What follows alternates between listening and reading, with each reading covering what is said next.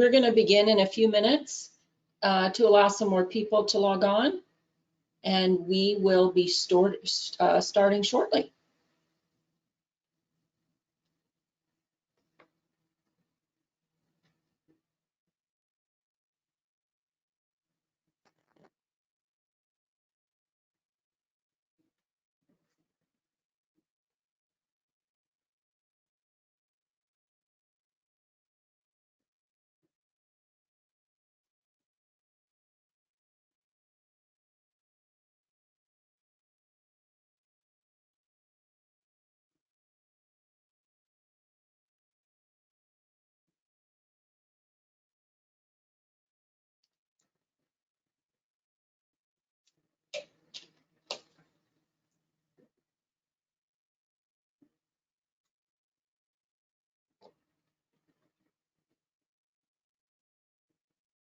I want to remind everybody that we are going to be recording this webinar and sending out a link to everyone who is registered.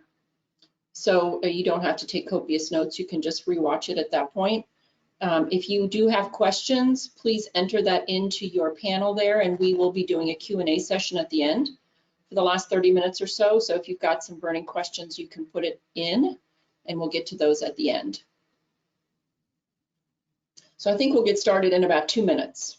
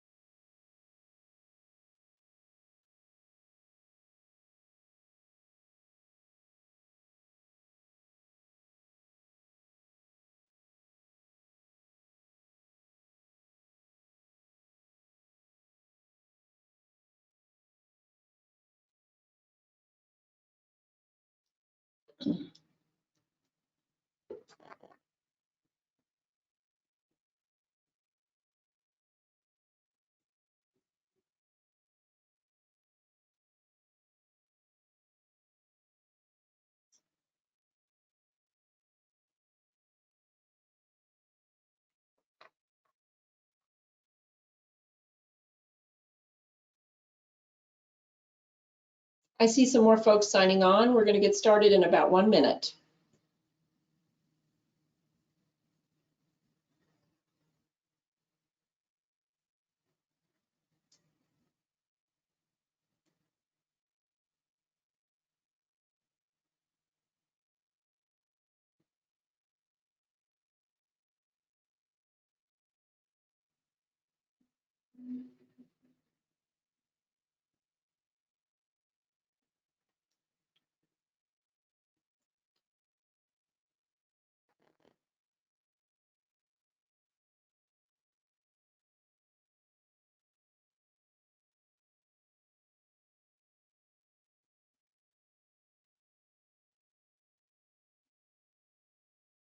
Okay, let's get started. Welcome to the Fairfax Cryobank webinar, Expanded Panel Genetic Testing and How to Select Your Donor.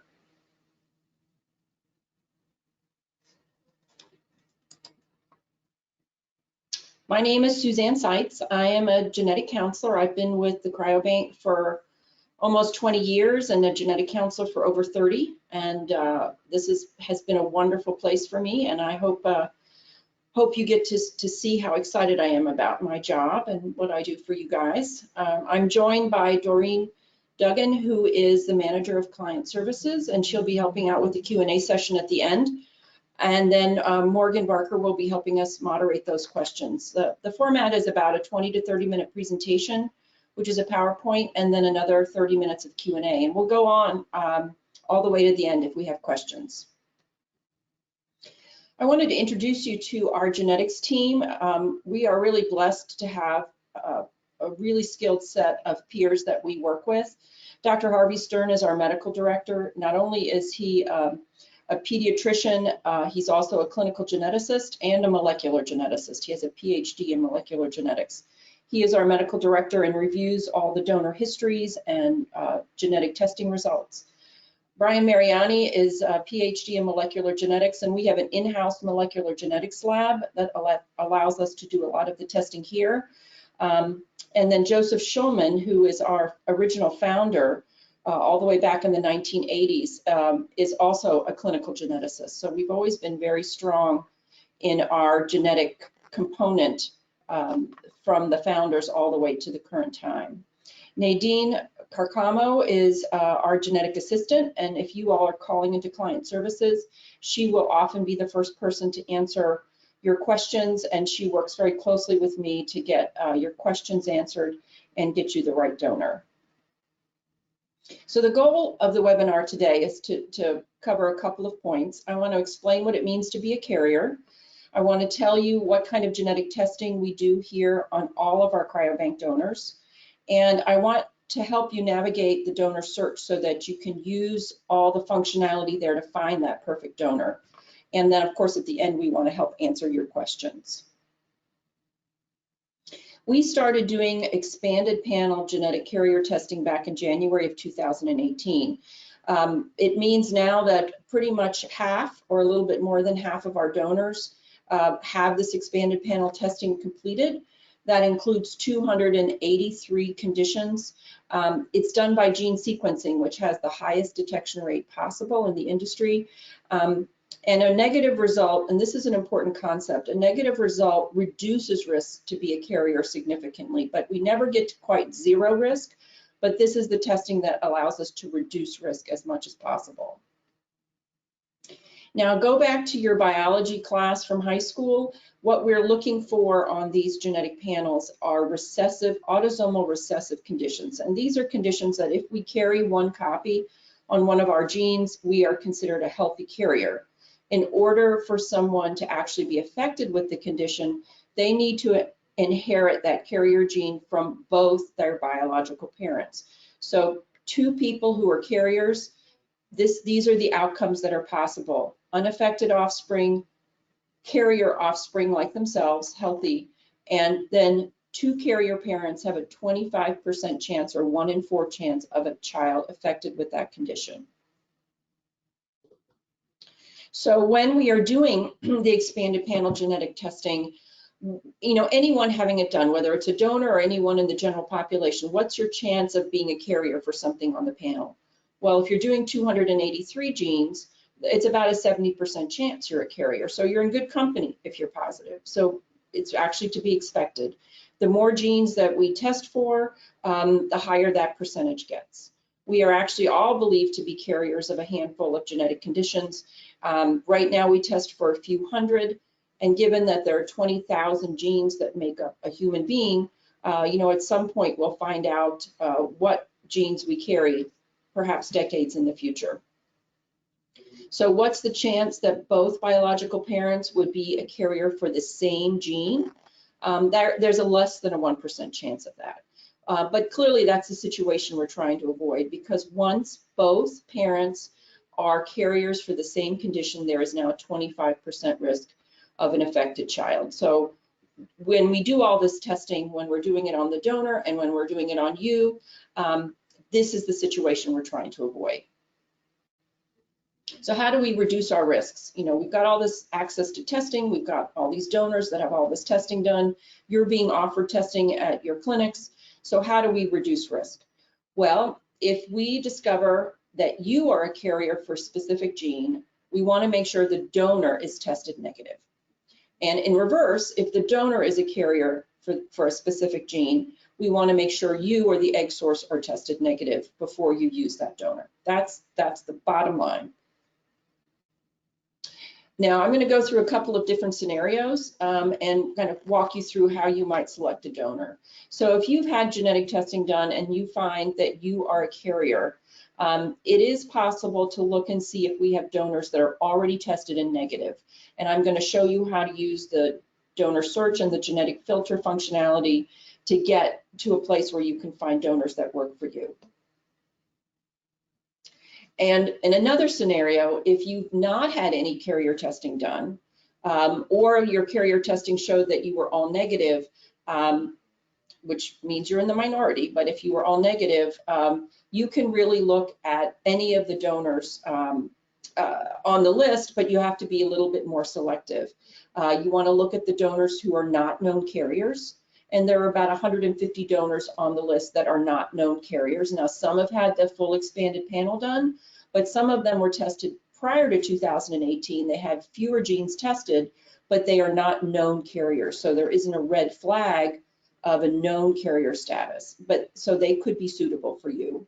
But if you find a donor that you really like and he's a carrier for something, now you know what you need to go back and be tested for through your clinic. So this is a bit of a process. If you find a donor you like, it may take you a few more weeks before you find out if this is a donor you can actually use. So how do we know if a donor is actually a carrier? Well, on each of the donor pages, you will see this banner at the top. This actually doesn't tell us if a donor is a carrier. It tells us if a donor's had the expanded panel carrier testing done. So we say added bonus, that this donor has had expanded genetic testing completed. So you'll know when you see that this donor has had at least 283 genes tested. Now, when you go to his individual donor page, you'll see that he has genetic testing as an option for download. It'll be on the right side. Now, when you are trying to match for genetic diseases against your own testing, this is the important document for you to open and see what he's a carrier for. It's not going to be listed anywhere else on his donor page. You actually have to open this up and see what he's a carrier for. And you're going to see a document that looks like this. There's a face sheet that has his number at the top, and it will have the different tests that he's had completed. And I'm going to go over each of these blocks and tell you what these donors are typically tested for. All of our donors have had a chromosome analysis done. So what we're doing is we're making sure that the genetic material is all present, nothing is added or missing, and we're looking at the whole chromosome structure. So the normal human number of chromosomes is 46. The donors are going to have an X and a Y indicating that they're males, but we're really looking to make sure there isn't any rearranged genetic material, a piece of one chromosome that's been added onto another. Obviously, these men are healthy, but you could have a balanced translocation, this kind of rearrangement that would predispose your gametes, sperm in this case, to have imbalances, meaning conceptions that would have chromosome abnormalities, be the wrong number, the wrong amount, and predisposed to miscarriage. So we've automatically taken care of that question by doing a chromosome analysis on every single donor, and he has to be normal in order for us to accept him into the program. We also do a hemoglobin evaluation, and this is just a standard blood test. It's been around for decades. We're looking for just very common markers in the blood that will be used to diagnose some genetic conditions. I mean, we use it to look at things like whether he's anemic, what his cholesterol is like, but we're also using it to look for some standard genetic diseases, sickle cell disease, and 2 types of thalassemias. So every donor will have had that testing done too. And every donor on the search, regardless of whether they've had the expanded panel done or not. Now, if a donor has had an expanded panel done, you'll then see that on that face sheet, and it will tell you how many genes were tested, and the actual report typically follows that face sheet, and you can see which genes specifically he was tested for. So let's say you're a carrier for something, you now have the resource to go and check that report and see if you were tested negative or he was tested negative. It's usually a fairly large report, at least 10 pages long. So let's take a look at the donor search so that you can know what kind of tools are available to you if you want to do some of this searching on your own. We obviously have the search divided into a couple of different areas. We have the basic search, an advanced search, but there is a genetic testing search, which allows you to kind of put in specific information so you can find a suitable match. So if you open that tab, you'll see there are 5 different checkboxes that you can check.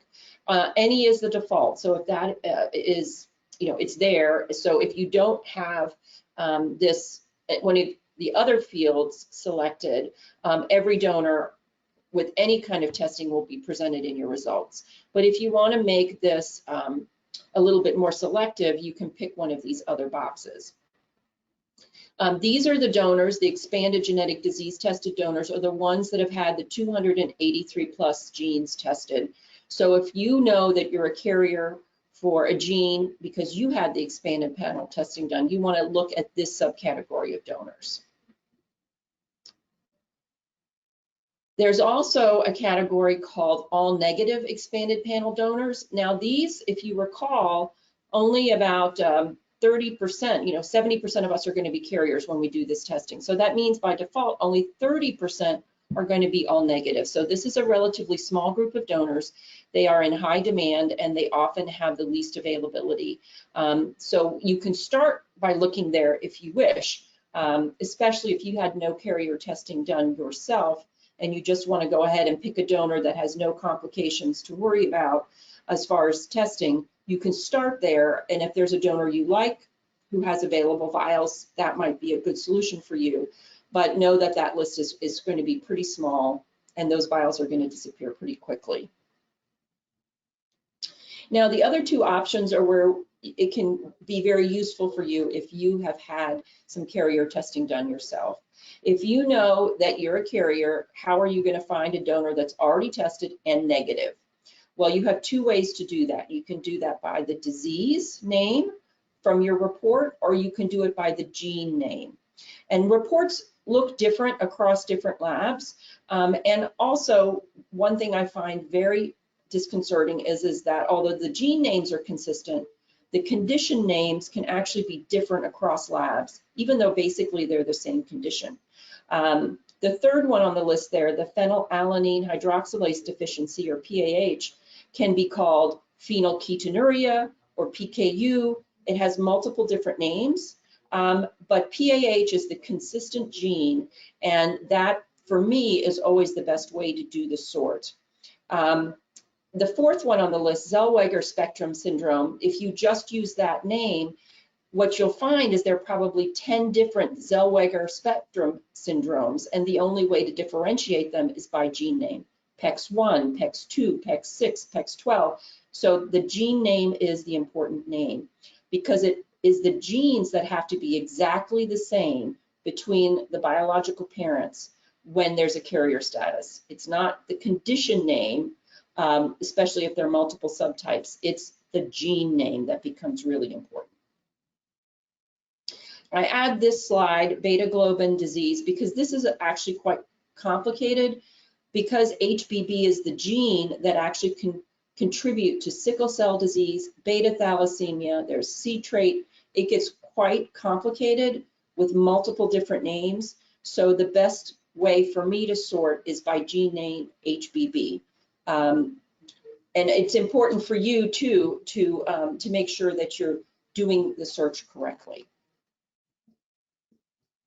So if you actually open the filter by disease name, you'll see everything is alphabetically listed. You can click on a box, you're going to hit apply, and now that's going to allow you to sort our donor list by donors that have tested negative.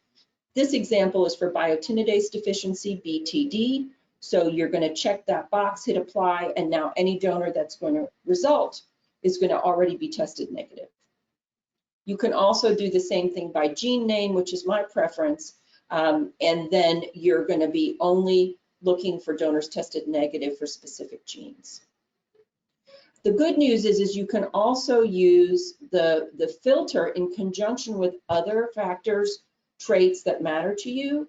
For instance, if you are only interested in a donor of a certain ancestry, or only has adult photos available, or has a pregnancy reported, a specific education, you can add all those features in as well on those other filter fields, the basic search, the advanced search, the lifestyle search. And then now you've cumulatively added all the factors that matter to you, and then you'll get a resulting list of donors. So one thing I find people do is they say, okay, I'm a carrier for a specific gene. I'm going to check the box. I'm going to get the donor list. But it is still important for you to open up his genetic testing summary and see if he perchance is a carrier for something else. So he may be negative for your gene, but if you remember, it's very important for us to go back and do it in the opposite direction. If he's a carrier, now let's make sure you are tested negative. And if you have not been tested, you do need to stop, and you need to either consider doing testing on yourself or keep looking at other donors and see what they're carriers for, if anything, and just make sure your tests are negative. Now, this is something that I can help with, or our genetic assistant Nadine can help with. If you have your genetic testing results readily available, and you can share those with us, and you have a list of donors that you like, we're happy to give you an extra assessment. This is also something your clinical team at your doctor's office can help you with. It's always easiest to compare results that are from the same laboratory where the same tests are being done, but that's not always the case. You might have LabCorp or Natera or Myriad or Semaphore. They all do different numbers of genes. They do different genes on their panels. They call them different things. And so it may take an extra set of eyes just to make sure that it's a suitable match.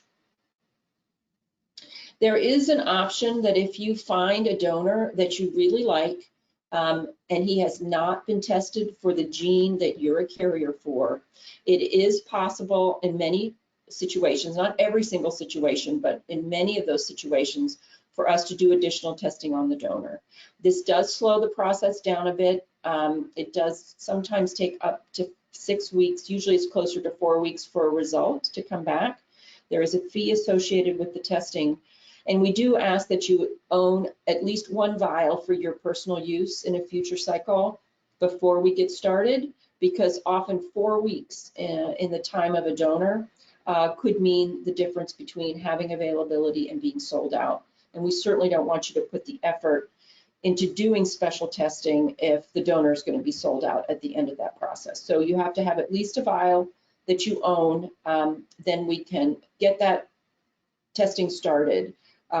It's always a good idea to leave those vials with us and not ship them until you know those results are negative, because if perchance, not likely, but if he has a chance of being a carrier, if he is a carrier upon testing, you clearly can't use that donor, and we want you to be able to switch him out for another donor, which we can do pretty seamlessly once those results are back.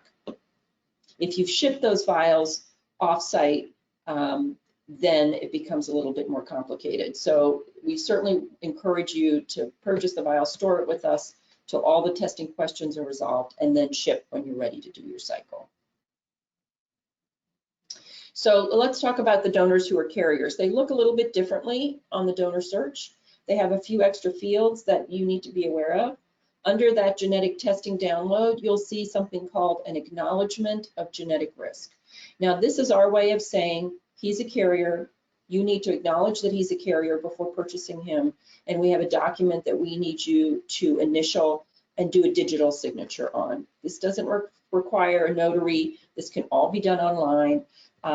You can download the PDF and do it manually and just scan it and send it back to us, or you can actually do the DocuSign online and just submit that as part of your purchase. And I want to explain to you what is on that acknowledgement of genetic risk, so you understand what you're agreeing to if you purchase a carrier donor. So the form looks like this. At the top, you'll see the donor number. That first little section there in bold will show you what he's a carrier for, and this is a reflection of what's on that genetic testing summary, so this is just pasted from there. This particular donor is a carrier for 3 different genes: CFTR, RAPSN, and SLC3A1. So we just want you to be aware of his carrier status. We want you, in the first box there, to have discussed this with your healthcare provider. Often they will want to see the genetic testing summary of the donor that you select. Obviously, they have your results. You can download those results and send them to them by email. You can give them the link and they can download it themselves, but we want you to at least start that dialogue with them saying, I'm getting ready to use a carrier donor. Let's just make sure you understand that. You're speaking to your clinic before you receive that vial in-house. We have had some clinics surprised to receive carrier donors from their clients, and we don't want that disappointment of having the physician say, this donor isn't going to work for you. Obviously, we want you to talk about it with them ahead of time. The second box there says that if both the biological parents are carriers for the same condition, now we have the increased risk situation. That's that autosomal recessive inheritance.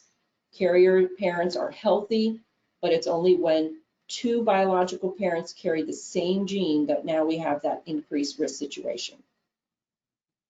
And at that point, we do want you to have a discussion about whether any additional genetic testing is indicated, either on you or the donor.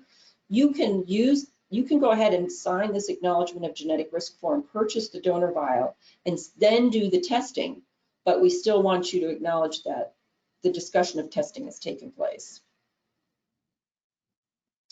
And then at the bottom, there is a refund policy. So basically, you have 45 days after the purchase of a vial, as long as it hasn't shipped, for you to do an exchange for another donor. Now, you can exchange it for a donor you like better, or you can exchange him for a donor that has the testing that you need and the results that you need before you move forward. So you have found the donor you want. If you are a carrier, remember the donor has to be tested negative for that same gene or condition. But we also need to make sure that if he's a carrier, you have been tested negative. So both you and the donor are not carriers for the same genes, bottom line. Also, we have the situation if you and the donor are both not carriers. It's either because you haven't been tested or because your testing shows that you're negative for everything you were tested for. So these are all green check marks, and you can proceed with using that donor. So now you found the donor you want and you're ready to move forward. If you are a new client, there are a number of steps that you can take. You can do this before you reach out to client services to make the process a little bit easier. All new clients need to complete a terms of use. Now that's something it's important for you actually to read through that. It's not a short document, but it is an understanding of what we are saying we promise you, but also what you promise us in return for using these donor specimens. So it's our understanding of what we're going to be doing for each other over time. Then if he's a carrier donor, you want to complete that acknowledgement of genetic risk. And if you are brand new and you haven't gotten your account set up, it really is best to do this through client services, because we need to make sure other information is collected correctly. Your physician's information, where the vials need to be shipped to. We can go over the details of how shipping can be arranged, what the lead time needs to be, basically setting up your account so that we have all that information ready to go. If your clinic or physician has never received a shipment from us before, they will need to be set up in our system, and so we can get that started. Much easier to get all that going if you're on the phone with us. Our client services are open 6 days a week. We open at 7 in the morning and close at 8 at night, Monday through Friday. And on Saturdays, we're open from 11:30 to 3:30 Eastern Standard Time. So obviously we have higher caller volumes on Mondays and Fridays. But if you call us Tuesday through Thursday and are ready to kind of get things started, that's a good time to give us a call. You can also pre-purchase vials and put them in a storage account several months before your planned cycle, and that way you can at least check off your donor choice from your long list of things that you need to do before you move forward with your cycle.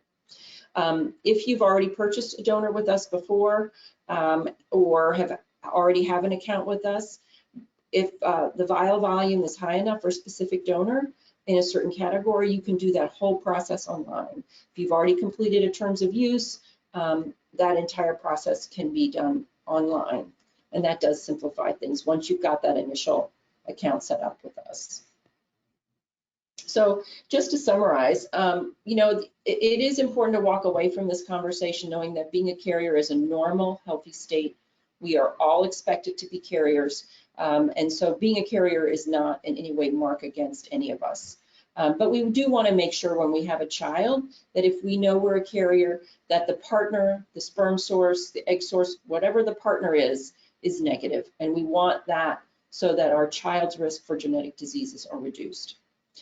You can use the donor search to find a donor through that genetic filter and to make sure that whatever one is positive for, the other has tested negative. And once you find the ideal donor, we hope you know the steps to take to actually complete your order. So that I've wrapped up what I was going to discuss today. Obviously, if you have questions, put them into the portal there that you have access to. As those questions come in, we've got another 30 minutes or so to answer them. We do have a special promo code today, Genetics 2022. That's valid through September 1, and that gives you access to a free unlimited plan. Those are the plans that you use to download the donor profile information, the photographs, the audios. It's valued at $149, so you can really, if you do this with this one access code, you can download any product that we have available on any donor for the next 3 to 4 weeks. So I think that's actually a great way to not have to pay for each individual item. Now, let's see, Morgan, are there any questions that have come in yet? Yeah, we have a few coming in already. So like Suzanne mentioned, please submit them through the webinar system and we can answer as many as we have time to today. The first one is for client services for Doreen. How can I request a package of information from Fairfax Cryobank so I can see all the fees and services provided? A great question. We have a lot of that on our website, actually. We're trying to be a little eco-friendly, so we do have that information on our website. The fees of the donors do range depending on the donor, the availability, the preparation type, and whether that donor has received the expanded genetic panel testing or not. But it really depends on what you're looking for here. If you call client services, we'd be happy to run through that with you over the phone and direct you to where you can find that information on the website. Great. And the next one is, I am able to request the expanded genetic testing. Is the test done through Fairfax Cryobank or with our primary care doctor? So if you want testing on yourself, that typically is ordered through your clinic. You know, they have the contracts with the testing laboratories. You know, a sample needs to be collected. Usually it's a blood sample, but they can also use saliva samples now. And then your clinic will get that information back, set up any genetic counseling for your specific results. And since you're their patient, it really is best to manage that through your clinic. It is not typically something you can just go and order yourself, but there are a few testing companies that what we call direct-to-consumer testing. And I'm not talking 23andMe, I'm talking, there's a company called Invitae that does direct-to-consumer testing. But the important thing is when you get those results back, you want access to have someone at that testing lab help you understand your results. So it is best to go through your clinic because they can help make sure you get your questions answered when your results come back. Okay, here's another question. CMV, what does this mean? And then which CMV status should I choose? Okay, so CMV is probably one of the most common questions we get. It stands for cytomegalovirus. So it's a virus that people are exposed to through the air. And once you're exposed, you develop an infection and have flu-like symptoms, and then develop CMV antibodies that can be detected in your blood. So once you've had CMV, you get well, you're not going to get it again because you have antibodies. But the important thing about CMV is that it's not something a pregnant woman wants to catch if she's never had it before. Someone who is pregnant who gets CMV or is close to term and has a newborn or a delivery, and her newborn gets CMV, there can be tremendous amount of complications that can be avoided. So the rule is basically, if you are CMV negative, you've never had the disease, you don't have antibodies, your doctors are going to be really eager to minimize any exposures. Our donors are all tested for CMV, so we want to know if they've had a past exposure and developed antibodies. If that's the case, they are considered CMV positive. That doesn't mean they're infectious. It means they have antibodies. If they are CMV negative, that means that they've never been exposed and they've never developed antibodies. There is a small window of time between being negative and being positive where you are contagious. Our donors have actually been tested to eliminate that phase. That, in other words, those are not semen vials that we sell if there is if they are considered infectious. But 99.999% chance that a CMV negative vial is negative and a CMV positive vial is simply antibody positive but not infectious. But doctors will often say that if you are CMV negative, you can only use CMV negative donors, just to minimize for that minuscule risk that potentially the semen vial could touch your skin and give you CMV. So that's really your doctor's call.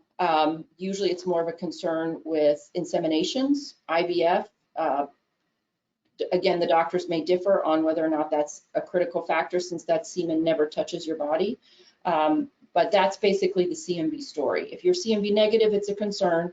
If you're CMV positive, you can use any donor on our site, positive or negative. If you're CMV negative, your doctor tells you only CMV negative, do select out the donors based on that criteria. I will tell you, if you put in CMV negative only donors, you will eliminate about 65 to 70% of the donors on our list. So your list will become much smaller. So certainly have that conversation with your doctor about how critical that factor is for them. All right, Suzanne, we got a follow up for the CMV question. Currently in the UK, they do not test for CMV. Is this a potential issue for us who are looking for a donor and are not knowing our status? Well, I will say that most people in the world are positive for CMV. So, when you do, about 70% of the population is positive as adults. At some point in their life, they've been exposed. It is such a minuscule risk. It's not as if you are getting infectious sperm, you're not, because we test very rigorously to prevent that from happening. So I do think that it is an exceptionally small risk, and many doctors here, even in the United States, don't consider it a significant criteria. But you can certainly discuss it further with your doctor in the UK to see if that's something that's important enough for them. It's really your doctor's call, but it is an exceptionally low risk. I wouldn't be terribly concerned about it.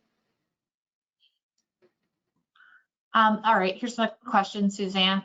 You spoke of chromosome testing. Do you automatically exclude any variations from 46XY, such as karyotyping 46, XY? I'm sorry, I don't think I understand her question. Well, I mean, actually it's a great question, because there are some variants to the 46XY that are considered benign, or healthy people carry them and they don't increase the risk for children with birth defects. Those are very, very variants. It can look kind of ominous because there are lots of little dots and numbers, but there are some variants that are considered benign, not what we call not clinically significant. And we have a few donors that have those benign variants. If the variant is truly a translocation where pieces are moved around, the right amount is there, it's just moved around, and then children are at increased risk, those donors are excluded. But all donors will have 46XY. A few of the donors of the hundreds that we have may have a benign variant. Now that benign variant can be inherited. So if it's seen on, let's say, prenatal testing, on a pregnancy, you would just know that it's inherited from the donor and be considered benign. Okay, here's another one for you, Suzanne. What to do if I find a donor without expanded testing and I am a carrier of one condition? Yeah. Can the donor sperm be tested for the condition in all cases? How does this process work? Okay, that is something we obviously will help you navigate. Most of our donors who have not had the expanded panel testing, almost all of the donors can be tested for specific genes based on your results. So let's say you're a carrier for a gene that the donor was not tested for. Clearly he needs to be tested negative before you use him. You reach out to us in client services and you basically say, I have selected this donor. I need him tested for this gene. Can someone please reach out to me to help me coordinate that? So either myself or Nadine, our genetic assistant, will reach out to you. We'll tell you if the donor can be tested, how long it will take, what the fees are, and we will get that process moving. If it's a donor in short supply, we certainly don't want you to wait weeks and weeks to purchase a vial. Go ahead and purchase the vial if he's really your first choice donor, because we'll often do an exchange if for some reason we need to move to your second choice donor. But you want to get your vial and you can order the testing. When the results come back, anywhere from 3 weeks to 5 weeks is a good, time frame. Those results come back and I share those with you by email as a PDF that then can be sent directly to your clinic. And then we can make sure that, one, we have to verify that the right gene was tested. We work with your clinic to make sure we can kind of give you all the tools that you need to communicate with your clinic. And then once that testing is negative, you can then ship your vial for your cycle. The testing is not going to be done on the semen vial that you own. That's a common question that we get. That semen vial you own is used for your cycle, for your personal insemination or IVF cycle. We have a DNA source from the donor here that is something that is not a vial that you're going to be using for your cycle. So we figure out how to get that DNA. We may have it already stored. We may have to collect it from the donor through a saliva sample or a blood sample, depending on what gene you need tested. And we figure out if that's possible. If we can't do the testing, we'll let you know. Could be that we could do it not on this donor, but we could do it on another donor, depending on his availability. So we will certainly work with you. That's kind of a custom situation. So give us a call and let us know what's going on. If you have a copy of your genetic testing results, that really helps, because I really want to make sure we're testing for the right gene based on your results. It's either yours or your egg sources. And another one here. Do you have any counsel for choosing a donor who is a carrier for a serious condition like Tay-Sachs? I'm not, but I don't know what to think about introducing the serious condition like cystic fibrosis to my gene pool for future generations. My sense is that some carrier genes are much less serious than others.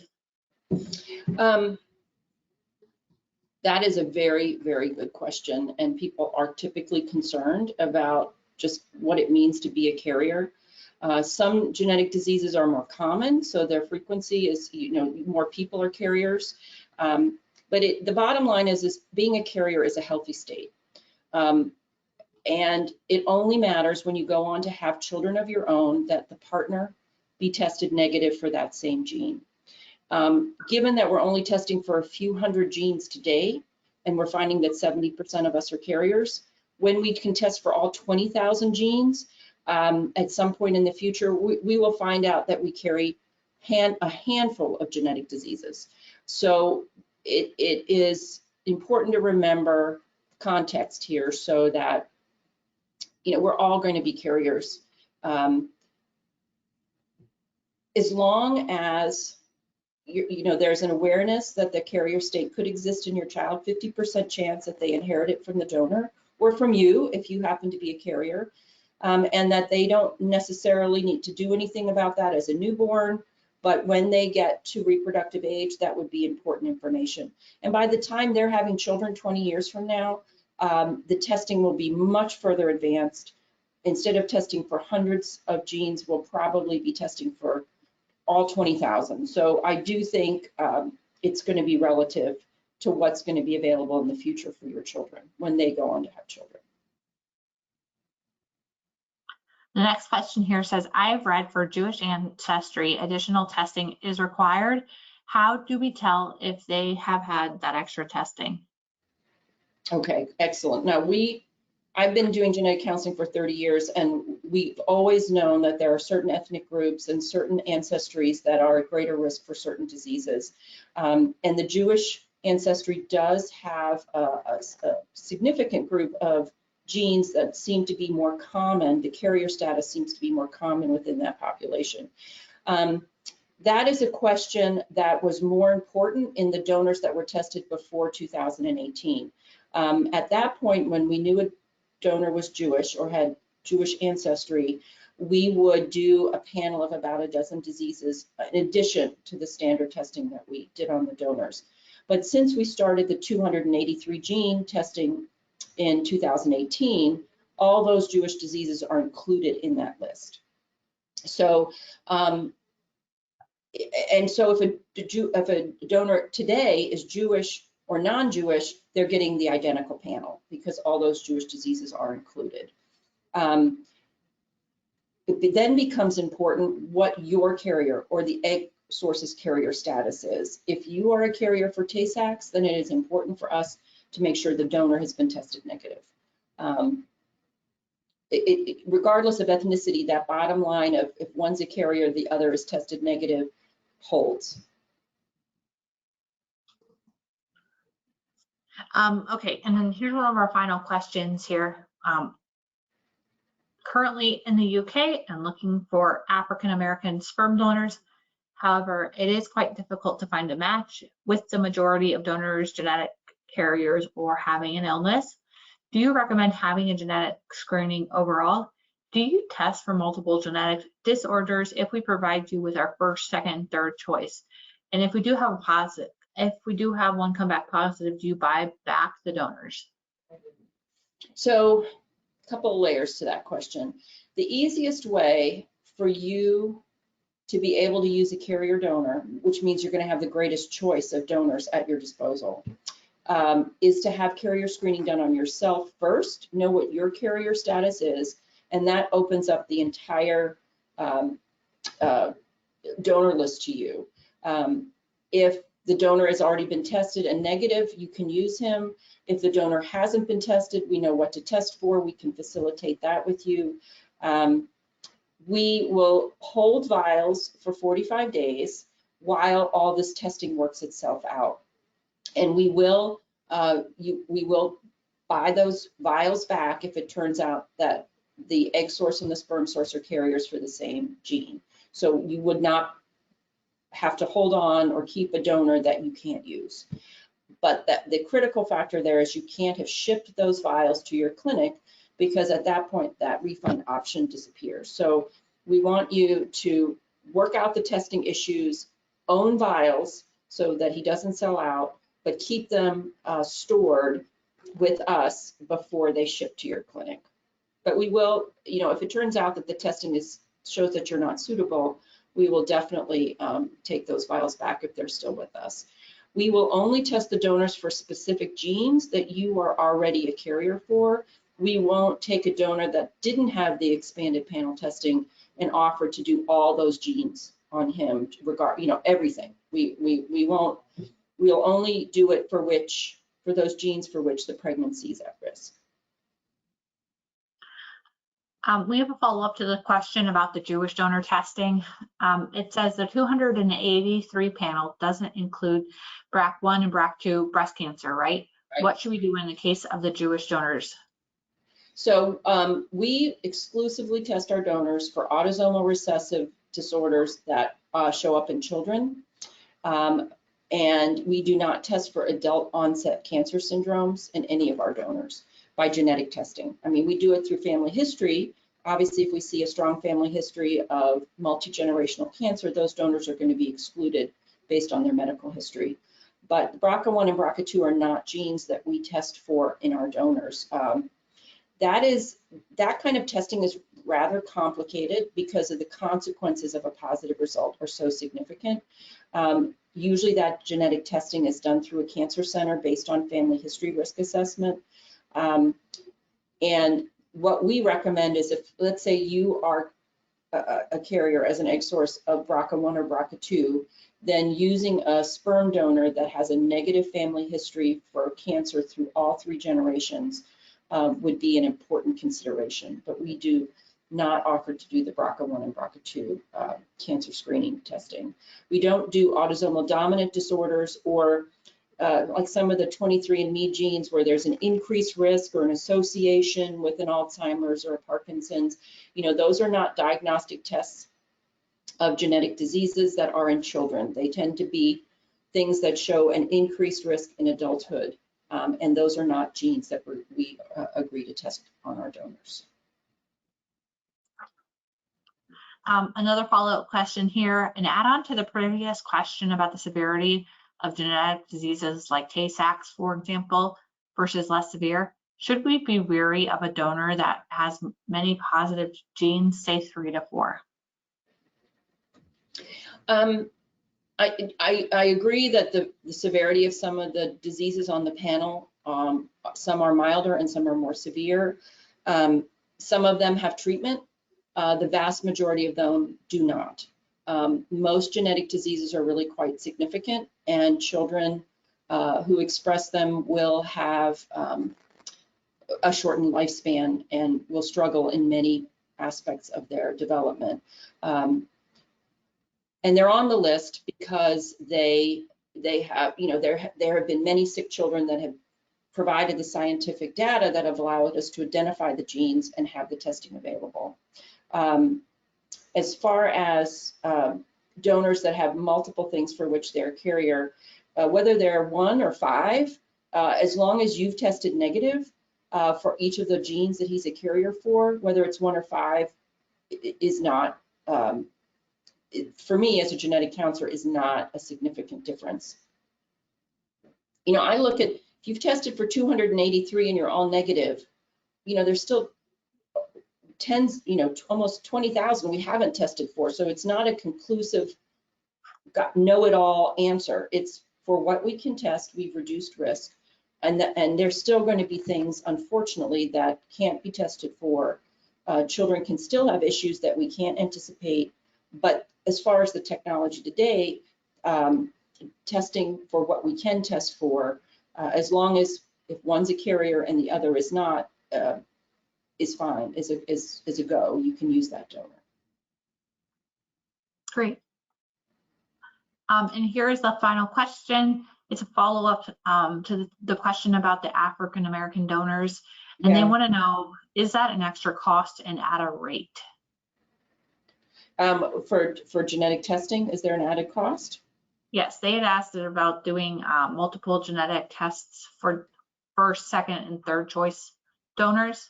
Yeah, I mean, we tend to want to test one donor at a time because there is a fee involved, and you know, it can be quite there is a fee. We will test up to 5 genes for one fee, and we do the first choice donor first. We get his results back and allow you to move forward. We don't typically test multiple donors at the same time. You would have to own vials of all those donors, do the testing on all those donors, and that's a huge investment. So it's probably best just to do just rank your list of donors, and we'll start with the top and see if we can do the testing. If we can't, then we can move to your second choice donor and do it that way. I know some of the ethnicities have far fewer available donors, and I understand the, you know, it can be hard to find a match sometimes when there are those kinds of limitations. We are always adding new donors to the list, and the donors you see on the list are the ones with available vials, and that list changes daily as vials are released or as people sell vials back into inventory that, you know, that never left our facility. They've finished their families and they've returned vials back to us. So that list changes daily. So if you took a look 2 or 3 weeks ago and didn't find anyone, you can certainly take a look now, and you'll probably find new donors on the list that weren't there when you looked the last time. And we are always adding new donors to the list, about a dozen new donors every month or more. And we're trying to get donors with mixed ethnicities or of non-Caucasian backgrounds, because we know that there's a real need for that. We really are actively recruiting for donors with different backgrounds. I think that's our last question. All right, everybody, thank you so much. And if you are still looking and want to use that promo code, it lets you look at all that information at no cost. We have recorded this, and we'll be sending the recording out to everyone who has stuck with us, and anyone who's registered will get a copy, even if you weren't able to make it today. Email us with questions. You can reach me through client services if you want to ask me questions directly, and we are happy to help you find the right donor. Thanks, everybody.